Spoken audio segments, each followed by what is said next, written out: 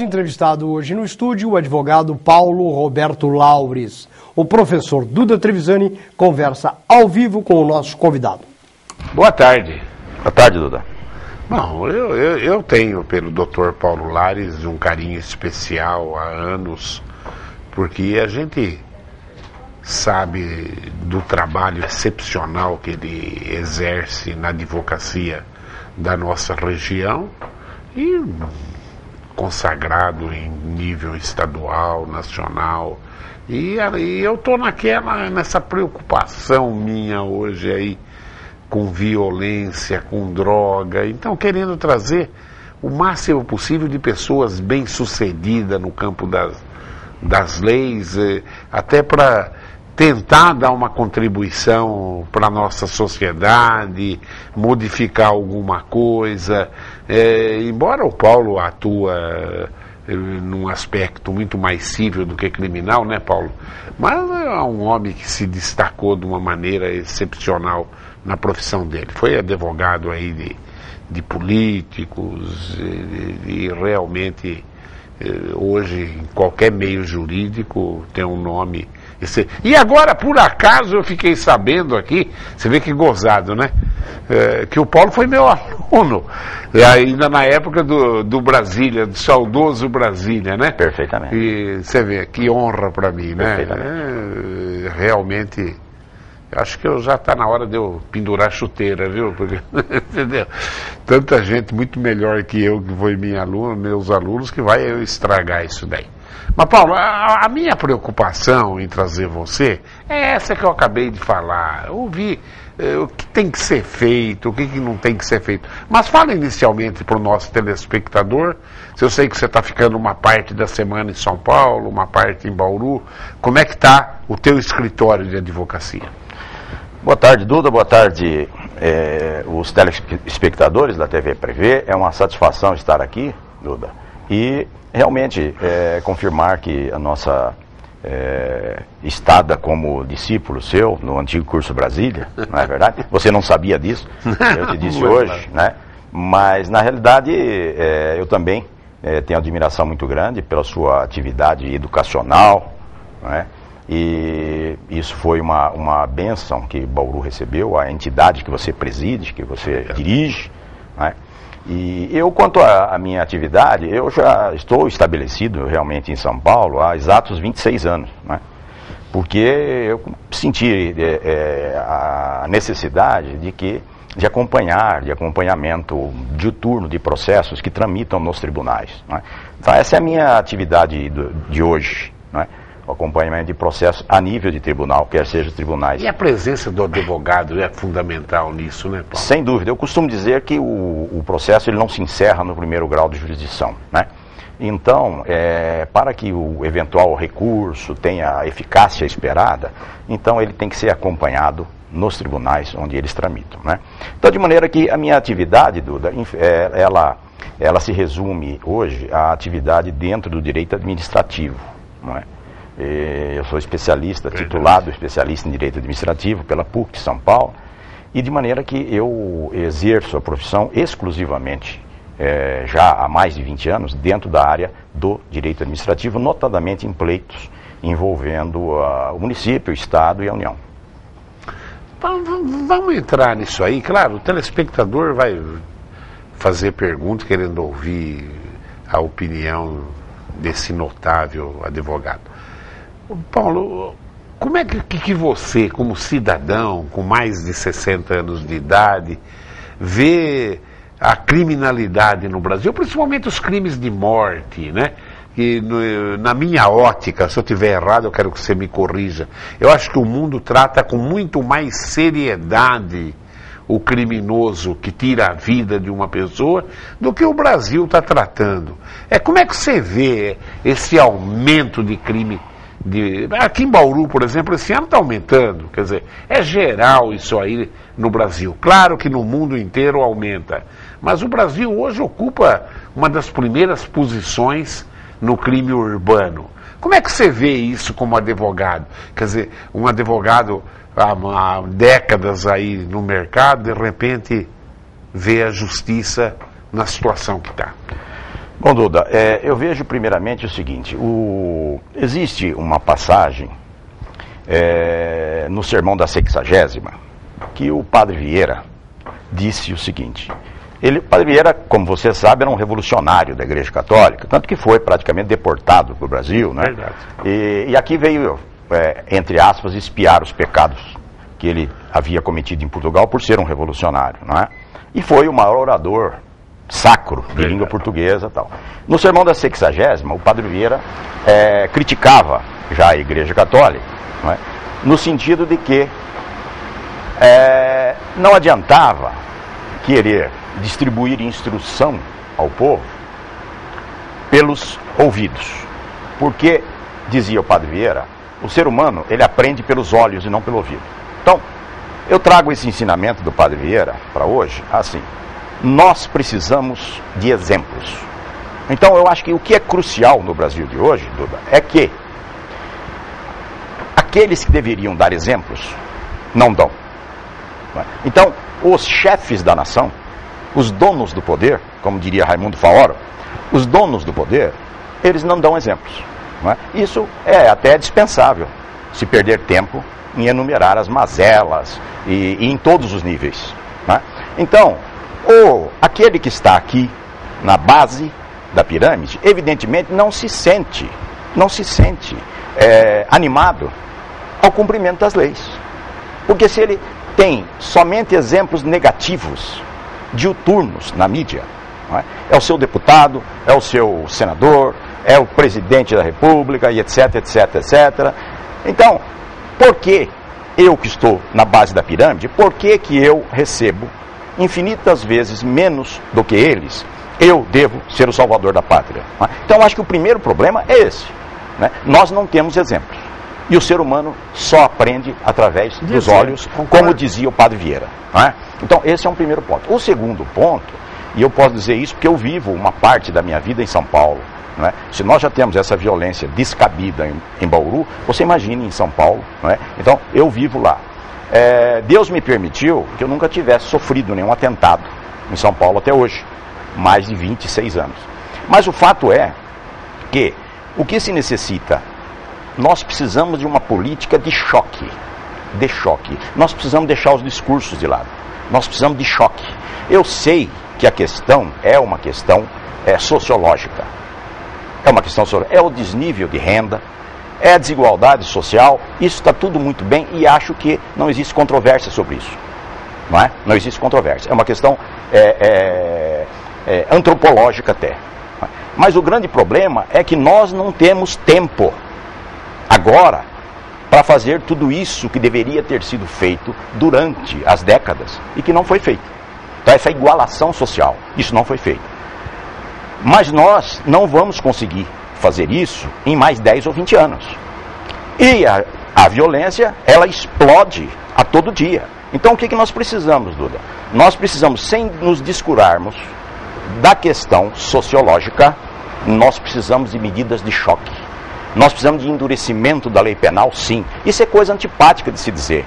Porque enquanto aqueles que cuidam dos direitos humanos, né, dizem em sentido contrário, de repente vem um advogado aqui, não é, que vai dizer que precisa de endurecimento das leis. Mas nós precisamos endurecer as leis. E nós precisamos realmente fazer com que o Estado como um todo seja depurado.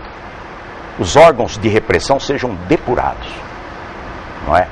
Em Nova York, o que se fez primeiramente foi a depuração dos órgãos de repressão ao crime. Não é? E é isso que nós também precisamos fazer aqui. Nós precisamos de um poder judiciário mais ágil, nós precisamos de presídios decentes, porque outro erro que se comete é exatamente esse na minha ótica. Eu não posso pretender recuperar alguém se eu coloco esse alguém para expiar sua pena num local onde nem animais poderiam ser colocados. Verdade. Correto? Então esse é o problema. Isso é uma desumanidade. Isso é uma pena acessória. O caso que está acontecendo lá no Maranhão, etc., que você tem acompanhado, né? Isso é uma desumanidade. Nenhum ser humano pode viver em algo que não serviria para ser uma pocilga. E se misturar bandido é formar bandido novo, né? Perfeitamente. Então lá é como isso é dito aí, até seria repetitivo, né, dizer, né? São as universidades do crime, não é verdade?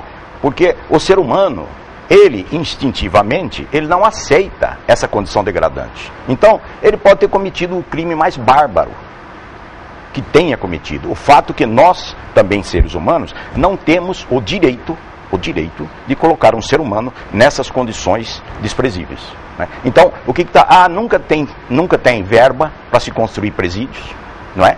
Então se fazem o quê? Alojamentos de almas que estão ali à mercê de qualquer tipo de saúde, né? Etc. Exatamente. Então, isso também não há a mínima condição, isso não pode ser levado a sério, que alguém pretenda recuperar alguém nessas situações. Ô Paulo, eu tenho entrevistado grandes juristas aqui, né? E noto que a maioria deles são contra a diminuição da maioridade penal.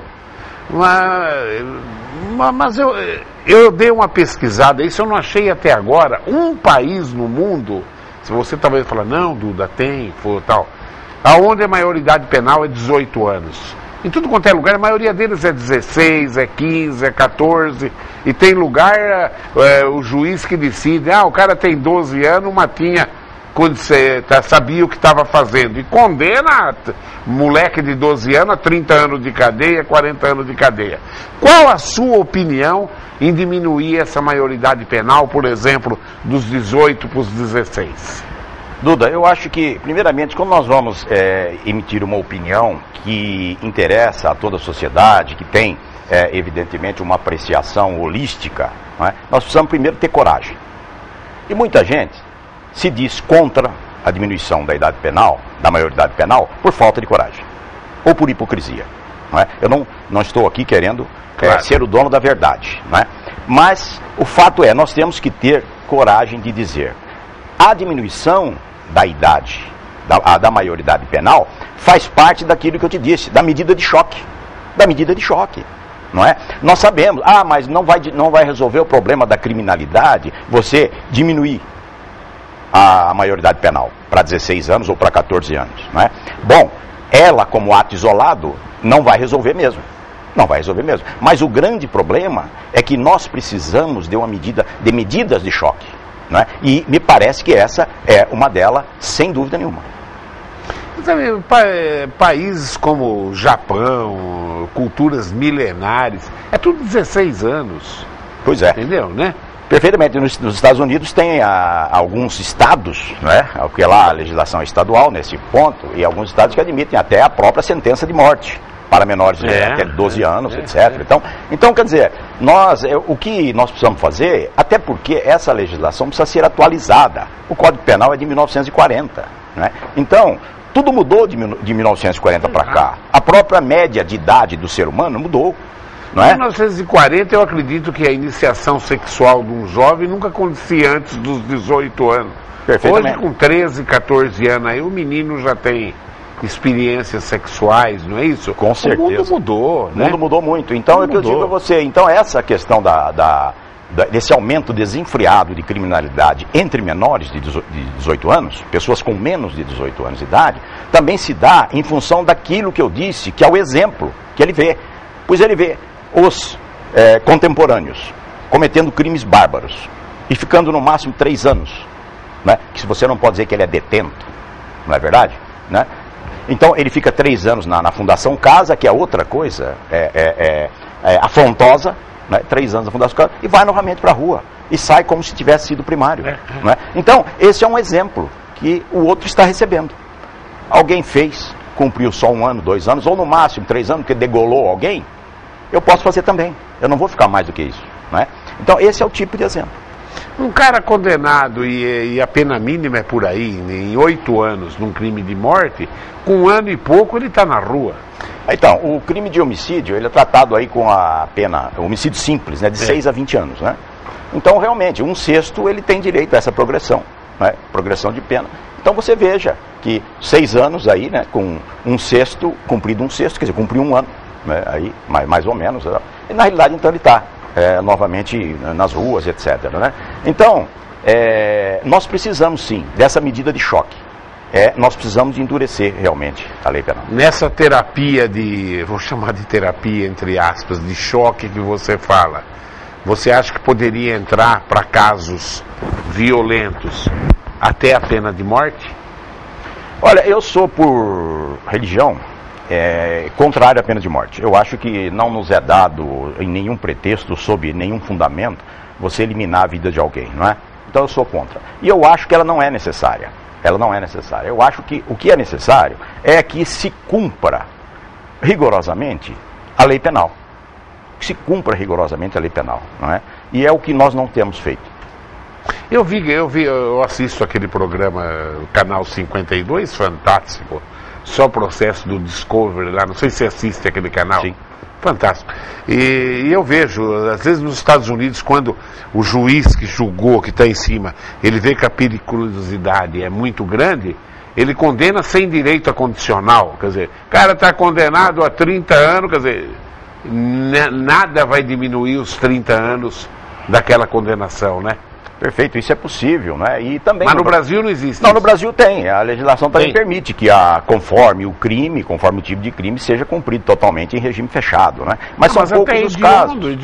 Pois é, então, mas são poucos os casos porque, na realidade, os tribunais é que acabam, então, mitigando esse tipo de aplicação da pena, entendeu? E aquilo que eu digo, nós voltamos novamente no mesmo assunto, né? Mas como se pretender deixar alguém durante 20 ou 30 anos, que é o tempo máximo no Brasil, né, no regime fechado, 30 anos, como pretender deixar alguém num estabelecimento carcerário que não resume, ou que não tem as mínimas condições? É verdade. Também quem vai ficar 30 anos na cadeia aqui raramente vai conseguir, porque vai morrer antes também, né? Sem dúvida, as condições são insalubres até. Ô Paulo, como que você está vendo? Eu falo assim, a droga, estou incluindo aí inclusive o cigarro, a bebida e as drogas ilícitas, né? Mas eu acho que hoje nós podemos dividir, tem drogas e tem crack. Como é que você viu o advento dessa droga terrível que tem compromisso com a morte, que se chama crack? Então, o crack, ele é uma droga que ele se alastrou, na realidade, no mundo inteiro, né? E o grande problema do crack é que ele é uma droga barata, não é? Comparativamente às outras drogas, ele é barata, de fácil manipulação, né? Então, é uma droga barata e isso, então, se alastrou rapidamente, inclusive nas camadas menos favorecidas da sociedade, não é? O fato de ser drogas baratas. De outro lado, nós não temos política. Nós não temos política no sentido de prevenção dessas drogas. O fato é que surge aqui, ali, acolá, alguma coisa na televisão, etc., alguma campanha do governo, enfim. Mas nós não temos uma política séria em relação a isso. Não existe. É praticamente inexistente. Esse é o fato. Eu que conheço escolas no mundo inteiro, no Reino Unido, tem um montão de política de prevenção. Perfeitamente. E nós aqui não temos. Então esse é o primeiro problema. Não existe aquela política, vamos dizer, de orientação aos pais, etc. Verdade. Então, na realidade, a coisa é bem isso também. E outra coisa é realmente coibir de forma eficaz. Quer dizer, nós temos que procurar quem é que está transmitindo droga, etc, etc. Essas o combate pessoas, ao tráfico tem que exatamente, ser constante, né? Isso. Então é isso. Quer dizer, essas pessoas têm que ser retiradas da rua, né, de alguma forma, né? Então, o que nós vemos, então, é essa escalada desenfreada de aumento, evidentemente, dessa droga, que é a mais perniciosa, me parece, de todas as que apareceram até hoje. E tudo indica que a recuperação é extremamente difícil, né, Paulo? Dizem os especialistas, com os quais eu conversei, que praticamente são casos raríssimos. Raríssimos. Casos raríssimos. Então, na idade que eu tô, eu me lembro de jovens que, por curiosidade, às vezes entraram em maconha, usaram algumas vezes, viram a besteira, que essa é a droga que emburrece a pessoa. Você fica burro e broxa, as duas coisas que você fica maconha, né? Mas pararam. Eu conheço pessoas que usaram e pararam na juventude. Olha, se você entrar no crack, amigo, você usou uma, duas vezes, dificilmente, para não dizer impossível, você parar. Você está alijado da tua profissão, da tua escola, do teu lar. Essa é uma viagem que não vale a pena, Vamos dar uma olhadinha na pergunta do telespectador aqui, ó, e vou ver qualquer que seja ela. O Marcos do Jardim Godoy, ele fala, na Lagoa da Quinta da Bela Olinda, interessante isso, já morreram 75 pessoas.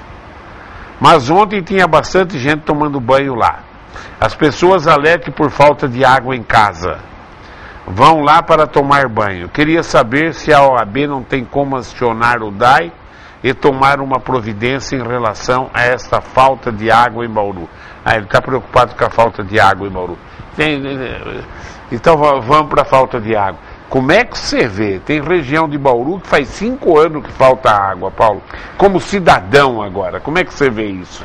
Pois é, Duda, eu vejo de forma lamentável, né? De forma lamentável, eu acho que eu acho que foi uma falta de investimento, né? Que já vem há muito tempo, né? Não é, vamos dizer, natural desse governo, mas a gente tem, enfim, já é uma coisa, houve uma falta de prevenção, etc., né? E então nós não investimos o que deveríamos investir e a gente tem a lamentar porque nós costumamos dizer que sempre aqueles que mais necessitam, que mais dependem, não é que sofrem com a falta de água.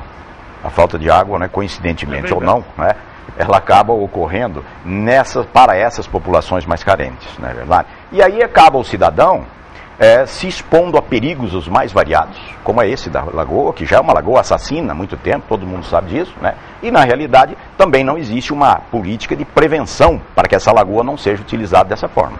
Mas sempre eu digo, o Estado lato sensu, ele é o responsável por absolutamente tudo que acontece nesse sentido. Uma curiosidade minha, o que você acha? Porque hoje na internet a gente nota que principalmente os aficionados do PT atacam bastante o ministro Joaquim Barbosa, né? O que você acha? Que opinião você tem dele? Duda, eu tenho atuado no Supremo Tribunal Federal, e veja, o que eu vejo do ministro Joaquim Barbosa é o que eu vejo também em vários outros ministros, na maioria dos ministros do Supremo Tribunal Federal. Eu conheci o Supremo Tribunal Federal quando o Supremo Tribunal Federal ainda não tinha suas sessões na mídia, né? Na mídia. E depois, um outro momento, aparece então essa divulgação total, né, da mídia do Supremo, e aí que eu acho que as vaidades pessoais afloraram com muita força. Então, o ministro Joaquim Barbosa, como tantos outros, né, na realidade, e por seres humanos, não é? Seres humanos, na realidade, o que eles fazem ali? Fazem coisas para, talvez, projetar uma imagem que não precisariam ser feitas, né? Então todas aquelas polêmicas, que aquilo vai para a televisão, enfim, aquelas coisas todas que não precisariam estar lá na televisão. Quanto à questão do processo do mensalão, propriamente, a famosa ação penal 470, né? Eu não conheço detalhes do processo, mas na realidade eu acho que não há motivos para críticas exacerbadas em relação ao ministro Joaquim Barbosa e nem aos outros ministros que votaram favoravelmente ou contra, né? Há uma questão de livre convencimento de cada um. Eu acho que o ministro Joaquim Barbosa conduziu o processo na qualidade de relator e agora vem atuando na qualidade de presidente do Supremo Tribunal Federal dentro dos parâmetros legais. E eu acho que a parte que não esteja de acordo ou que não concorde com as decisões, ela tem os meios legais e constitucionais para impugnar aquela decisão nos órgãos competentes. O que você acha do critério de formação do Supremo, tendo ingerência do Poder Executivo? Então, eu acho que isso é uma característica que praticamente é dominante no mundo todo. No mundo todo. Então, ela é uma característica, por quê? Porque são 11 cadeiras, não é verdade? Então seria praticamente inviável você ter um outro critério a nível de concurso público, porque na realidade o poder judiciário ele é muito grande, muito volumoso e tal. Então não haveria condições de se ter um filtro, né, para essa nomeação. Infelizmente tem que ter esse ingrediente político na nomeação. Eu não sabia que era no mundo todo assim. A informatização da justiça, você acha que isso pode... eu raciocino como é que vão conseguir fazer isso, né? Pelo volume de coisa que tem. Você acha viável que vai acontecer um dia e que isso pode dar maior rapidez à justiça no país, Paulo? Pode, eu acho que pode. Eu acho que ainda falta muita coisa a ser feita, né? Nós temos dois momentos, né, Edu? Nós temos um momento, primeiro, que eu sou daquela época que ainda você tinha um processo no tribunal, você precisava comparecer ao tribunal para tirar cópia, né, daqueles documentos que você necessitava. Hoje você já tira cópias, então, daquilo pela internet, enfim, né? Então, esse é um primeiro momento dessa informatização propriamente dita. Outro momento é do peticionamento eletrônico. Hoje, então, você encaminha, existem processos, principalmente a nível de Superior Tribunal de Justiça e Supremo Tribunal Federal, que esses processos são todos eletrônicos. Não existe mais petição, não existe mais papel, né? Então, você tem que peticionar eletronicamente, né? Então, isso aí tem dado ainda, porque por se tratar de algo novo, tem dado ainda alguma dificuldade. Muitos advogados, inclusive, somente os de mais idade, têm um pouco ainda dificuldade, não é? de se entrosar com isso, né? O próprio Poder Judiciário ainda tem que fazer ajustes, e muitos ajustes, né? Para que isso realmente tenha aquela eficácia que a gente espera. Mas eu acho que dá para fazer. Dá para fazer. Agora, uma coisa que me parece é assim, o Judiciário, ele precisa de gestão. O Judiciário precisa de gestão. E eu costumo dizer que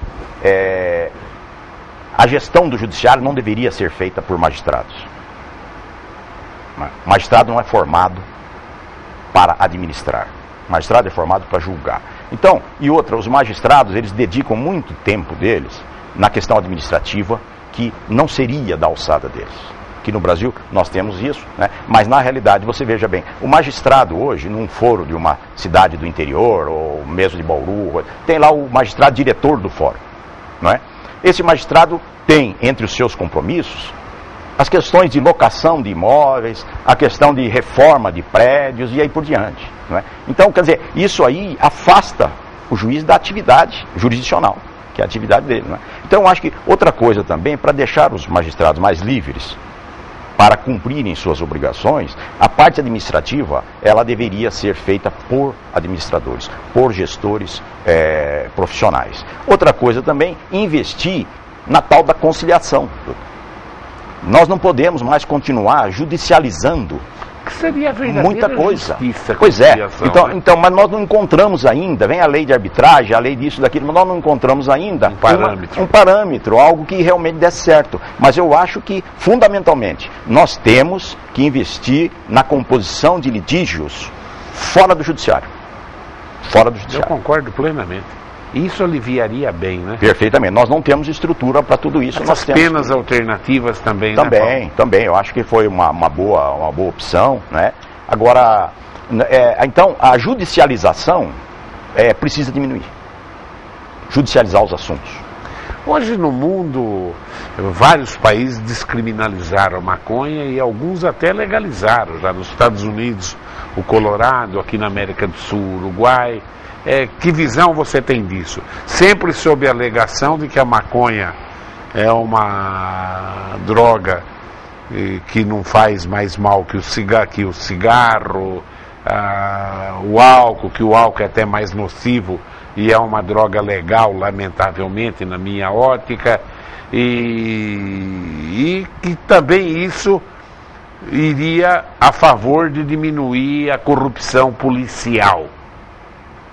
Como é que você vê isso? Olha, eu não vejo ligação nenhuma na questão de liberação da maconha, que isso possa trazer algum benefício. Pelo contrário, eu sou contra, eu acho que isso não traz. Por quê? A maconha, todos sabem, pessoas medianamente experientes sabem que é a porta de entrada. Tá certo? É claro que eu posso apontar N exemplos. O álcool também não, mas a maconha, eu posso apontar N exemplos de pessoas que experimentaram a maconha, depois facilmente, esponte própria, saíram dela. Não é? Claro. Mas ela não deixa de ser a porta de entrada, isso praticamente eu acho, me parece indiscutível e tal. Então eu não vejo que essa seria a solução. Essa seria uma tentativa simplista de querer resolver um problema de dimensão muito maior. Não é? Então eu não vejo que a liberação da maconha, principalmente no estágio cultural do Brasil, Se nós vamos falar em Holanda, em Suécia, não é? Eu teria até uma outra, talvez uma outra. Mas no Brasil, me parece que nós não temos nossa condições. Realidade. Seria um desastre. Seria um desastre. E é a droga da preguiça, viu? A droga da preguiça, do embaçamento mental. Esses programas humorísticos que faz aquelas estereotipo de quem é maconheiro, está muito perto da realidade aquilo lá. Na escola, facilmente você identifica um aluno que usa maconha. É o mais quietão, o mais preguiçoso, a produção escolar está sempre piorando. E a medicina já comprovou. Realmente gera um interesse sexual no jovem. Sem dúvida. Então é extremamente nocivo. Mas eu vejo também que o álcool é mais nocivo que a maconha até. E, lamentavelmente, o americano é muito mais rigoroso com o álcool do que o brasileiro, né? O Brasil é muito. Qualquer pai dá cerveja para um filho de 16 anos no Brasil. Perfeito. Doutor Paulo, o que o senhor gostaria de falar mais para o nosso telespectador? Duda, eu gostaria de agradecer aqui o convite, né, que eu recebi, dizer a você que a TV Prevê presta um trabalho, penso eu, não pela minha presença, mas pela presença de tantas pessoas. Eu tenho assistido às suas entrevistas, pela presença de tantas pessoas competentes, pessoas do meio jurídico, né? E a TV Prevê cumpre, então, o papel dela nesse sentido, porque o papel de uma emissora, e acho que de todos nós, o que é? Debater esses problemas que afligem a sociedade. E hoje, realmente, nós estamos num pé já de total desgaste, principalmente com a questão da violência, né? Quer seja urbana, quer seja rural, ela está em todo local, né? Não há absolutamente local nenhum seguro mais, né? E nós estamos à mercê disso. Então, a TV Prevê, trazendo esses assuntos à baila, na realidade está cumprindo a sua função, né? E de provocar esse debate. Isso não pode, nós não podemos, porque o que me preocupa muito, principalmente eu vejo alguns aspectos lá em São Paulo, Juca, o Duda, que parece-me que as pessoas perderam essa capacidade de se indignar contra a violência. As pessoas, elas estão andando em São Paulo como se isso fosse uma coisa normal. Quem não foi assaltado 2 ou 3 vezes deverá sê-lo brevemente, mas isso é uma coisa da vida. Isso é uma coisa da vida com a qual elas têm que conviver, não é? Então eu acho que o cidadão está perdendo a capacidade de indignação. Antigamente ocorria um crime bárbaro, aquilo era comentário uma semana. Hoje não. Hoje aquilo é esquecido rapidamente, como se fora algo normal dos tempos modernos, não é? Então a gente só acaba prestando a verdadeira atenção quando está muito próximo da gente, quando essa barbaridade é praticada muito próximo da gente. Senão a gente vai levando, como se isso fosse uma coisa que todo cidadão, pagando impostos, precisasse compreender e aceitar pacificamente, né? Então eu agradeço o seu convite e me coloco à disposição, parabenizo a TV Prevê por essa iniciativa de trazer esses assuntos à discussão. Paulo, é um prazer ter você aqui, viu? Prazer é meu. Obrigado, viu? Bom, nós vamos continuar. Eu quero, pelo menos um por semana, eu quero trazer pessoas que o juiz, promotor, a turma que a gente sabe que tem coragem de falar e se destaca até para dar. Porque hoje ficou uma coisa gozada. Você começa assistindo Bom Dia São Paulo às 6h30 da manhã, os crimes no estado de São Paulo. E a Globo mantinha um papel, foi a última a entrar nisso daí, porque não tem mais jeito. Ela mantinha um papel até onde ela tratava crime mais à distância, mas não tem, infelizmente, os outros canais só falam de crime. Está ficando uma coisa terrível. Bom Dia São Paulo, os crimes no estado de São Paulo. Bom Dia Cidade, os crimes na cidade. Bom Dia Brasil, os crimes e a corrupção no Brasil. Nosso próprio jornal, o Enfoque 31, antigamente, o Samuel estava olhando. De vez em quando a gente trazia 2 crimes na região. Hoje metade do Enfoque 31 já é crime em Bauru, viu, sim, Paulo? Acredito. Está virando, lamentavelmente.